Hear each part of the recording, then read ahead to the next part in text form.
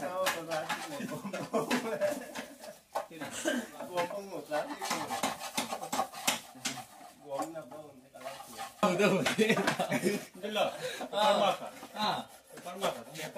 paper này gì plastic ini paper lah nih paper belum deh paper nah gift miming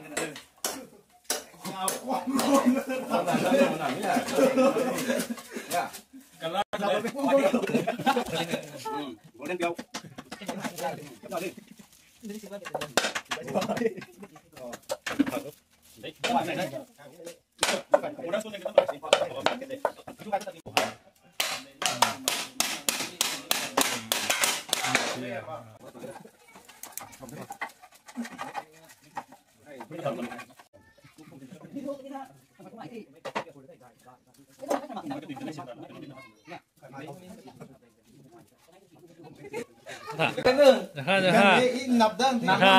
lúc này tàn rồi giờ ha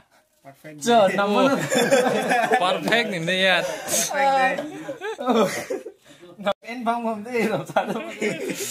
các bạn tin là địa sầu để cày thêm một cái kẹt của mình cụ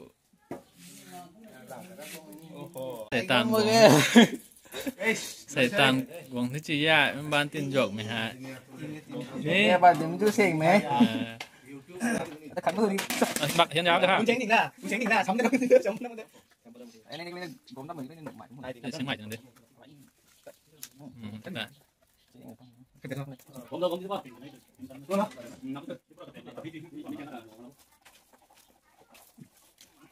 pintu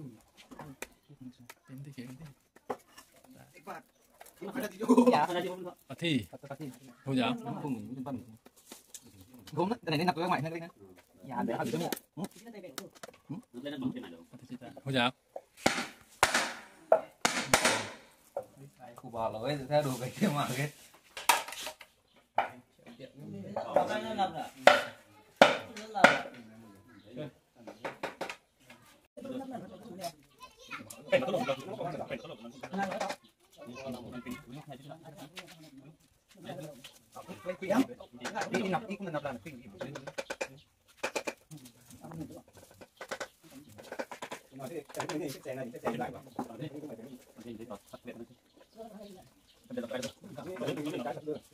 có lý hiện đấy lông tăng đến gì này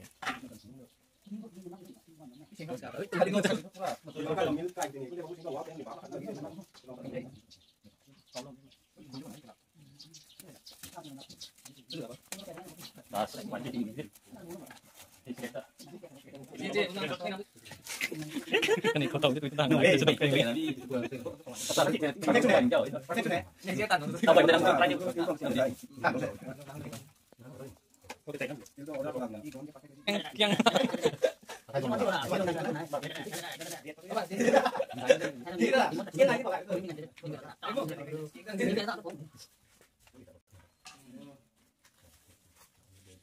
tăng đến năm được không?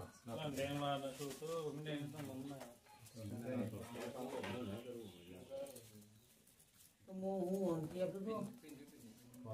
chờ cái gì đâu không gì đâu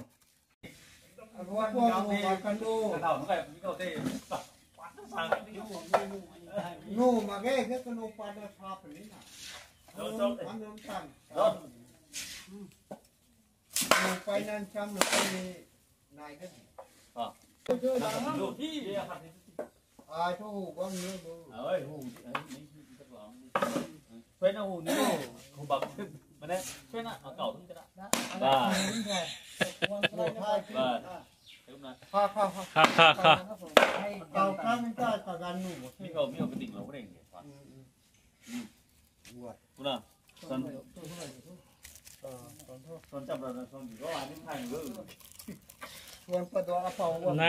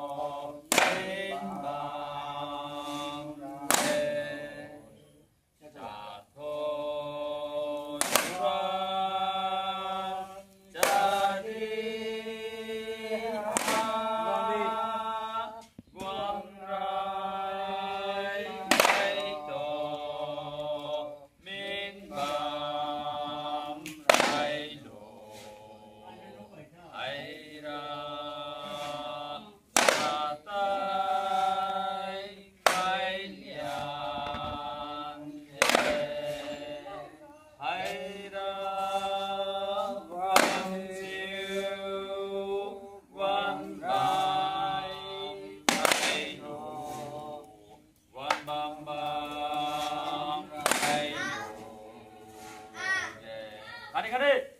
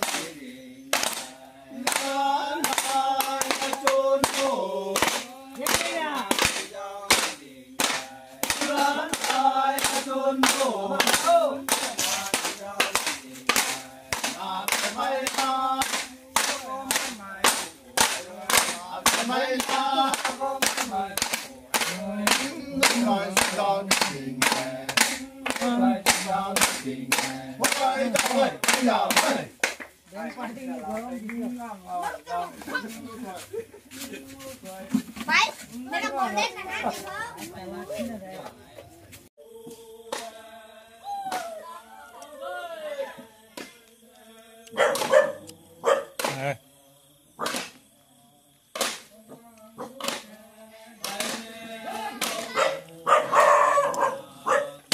đừng lố chứ.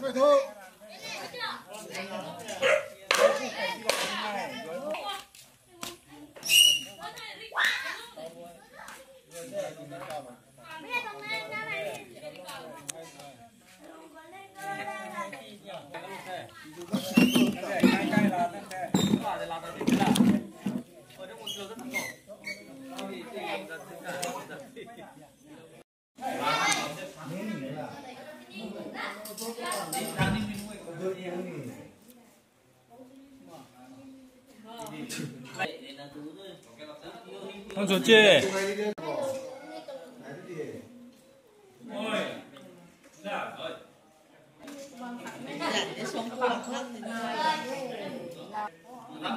Hai là làm món mình thích cả.